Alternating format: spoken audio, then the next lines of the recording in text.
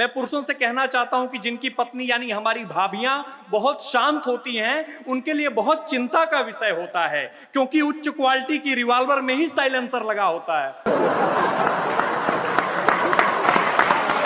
एक बार वकालत का छात्र एलएलबी की परीक्षा में फेल हो गया।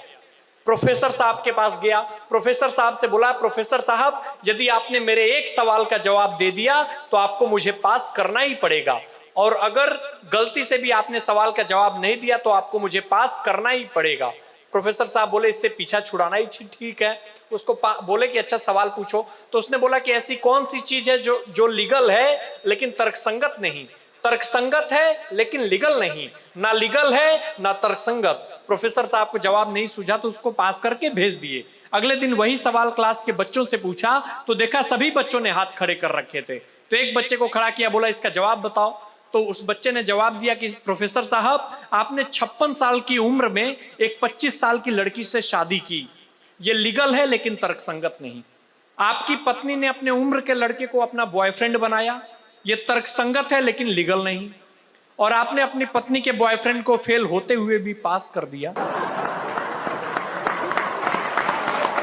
एक एसपी भवानी सिंह थे, पुलिस ऑफिसर थे, तो अपने बच्चे को समझा रहे थे कि तुम कहीं भी जाया करो तो लोगों से बताया करो कि तुम एसपी भवानी सिंह के लड़के हो, ताकि दूसरे लोगों पे तुम्हारा रौब पड़े। लेकिन ये बात उसकी माँ ने बोलने से मना कर दिया कि यदि ये अब बताएगा कि एसपी भवानी सिंह का लड़का है तो इसके में घमंड आएगा, तो इसलिए माँ ने ऐसा कहने से मना कर दिया बच्चे को। अब एक हफ्ते बाद एसपी भवानी सिंह के यहाँ मेहमान आए।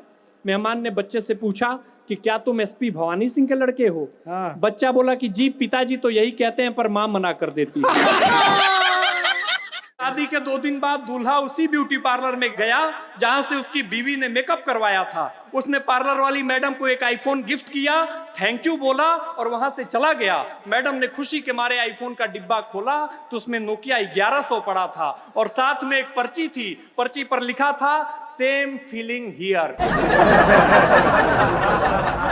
एक पत्नी की आदत थी, अपने पति पे शक करती थी। शक किया तो उसका मोबाइल चेक किया, मोबाइल चेक किया तो उसमें 3 नंबर सेव थे।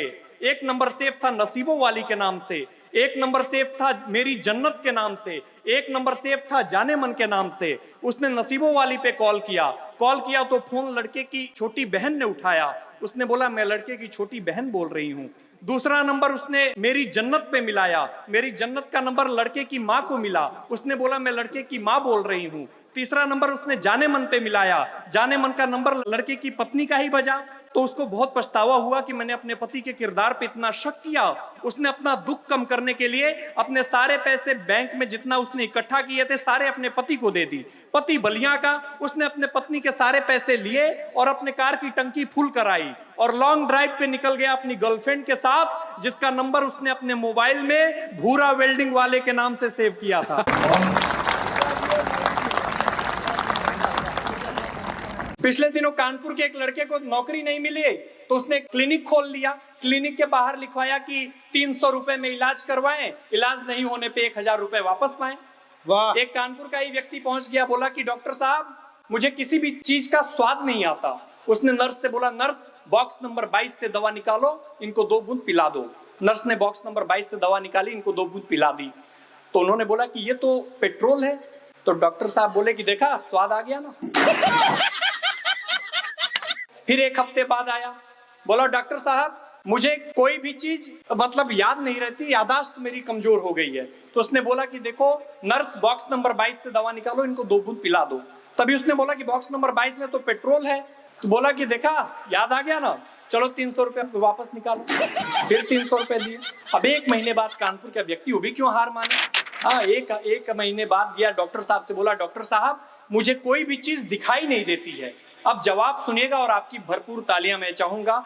उसने वो बोला कि डॉक्टर साहब मुझे कोई भी चीज दिखाई नहीं देती है। तो डॉक्टर साहब बोले कि देख भाई ये लो 1000 रुपए, इलाज हमारे यहाँ नहीं है, 1000 रुपए दो। तभी मरीज ने बोला कि डॉक्टर साहब लेकिन ये तो 500 रुपए है। एक बार 3 देश के लोग बैठे हुए थे, होली का त्योहार था। 3 देश के लोग बैठे थे, एक चीन के भाई साहब थे, एक पाकिस्तान के भाई साहब थे, एक हिंदुस्तान के भाई साहब थे। तीनों लोग बैठ के ठंडाई पी रहे थे। तो चीन वाले भाई साहब ने ग्लास की ठंडाई को पिया, ग्लास को हवा में उछाला और उस ग्लास पे गोली चला दी। बोला जिस ग्लास में हम एक बार बैठ के पी लेते उसमें दोबारा नहीं पीते। दूसरी बारी आई पाकिस्तान वाले भाई साहब की, उन्होंने भी ग्लास की ठंडई को पिया, ग्लास को हवा में उछाला और कुर्सी तोड़ दी। बोला जिस कुर्सी पे हम एक बार बैठ के पी लेते उसमें दोबारा नहीं पीते। तीसरी बारी आई हिंदुस्तान के भाई साहब की, उसमें से भी बलिया के भाई साहब थे, उन्होंने भी ग्लास की ठंडई को पिया, ग्लास को हवा में उछाला और उन दोनों को गोली मार दी। बोला जिसके साथ हम एक बार बैठ के पी लेते हैं उसके साथ दोबारा नहीं पीते। आप लोग बलिया वाले लोग हैं। मोबाइल रख दीजिए, मोबाइल आया कैमरा खत्म, मोबाइल आया कैलकुलेटर खत्म, मोबाइल आया MP3 खत्म, मोबाइल आया सुकून खत्म। और अगर गलती से भी आपका मोबाइल आपकी पत्नी के हाथ में आया तो फिर आप। एक सहेली ने दूसरी सहेली से कहा कि देखो यार, पड़ोस वाली आंटी ने मुझे परेशान कर रखा है। जब भी किसी की मोहल्ले में शादी होती है तो मेरा गाल खींच करके कहती है कि अब तेरी बारी, लेकिन मैंने उनकी आदत छुड़वा दी। तो सहेली ने बोला कि कैसे छुड़वा दी? बोला कि जब भी मेरे मोहल्ले में कोई मरता है तो मैं उनका गाल खींच करके कहती हूँ अब आपकी बारी।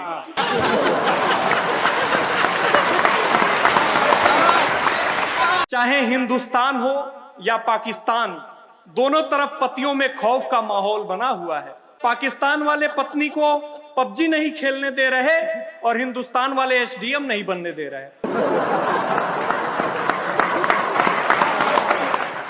बिना करवा चौथ के भी 70-75 साल तक जिया जा सकता है। हाँ। यकीन नहीं हो तो मोदी जी को ही देख लो।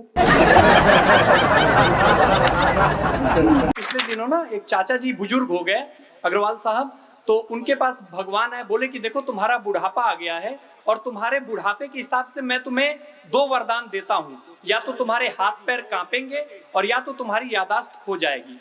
तो कानपुर का बुजुर्ग था, आपने बोला कि भगवान मुझे 5 मिनट का समय दीजिए, मैं अपने दोस्त से पूछ करके आता हूँ कि मुझे क्या मांगना चाहिए। तो बोले ठीक है, दोस्त के पास गया। दोस्त ने बोला कि देखो, हाथ पैर कांपने की बुढ़ापे में बीमारी मांगना, क्योंकि दारू की बोतल यदि एक आध पैग छलक भी जाए तो कोई दिक्कत नहीं है, लेकिन बोतल कहाँ रखे हो यही भूल जाओगे तो बड़ी दिक्कत होगी। हमारे घर के बगल में एक तिवारी जी रहते हैं, उनके एक लड़का पैदा हुआ तो उसका नाम ही GST रख दिया। मैंने बोला ये GST का मतलब क्या है? तो बोले गौरी शंकर तिवारी। अब गौरी शंकर तिवारी बड़े होंगे तो उनका क्या नाम हो जाएगा? SGST, यानी श्री गौरी शंकर तिवारी। जब उनकी शादी होगी तो कार्ड पे नाम छपेगा CGST, यानी चिरंजीवी गौरी शंकर तिवारी। और जब वो इंडिया से बाहर चले जाएंगे तो उनका नाम हो जाएगा IGST, इंडिया के गौरी शंकर तिवारी।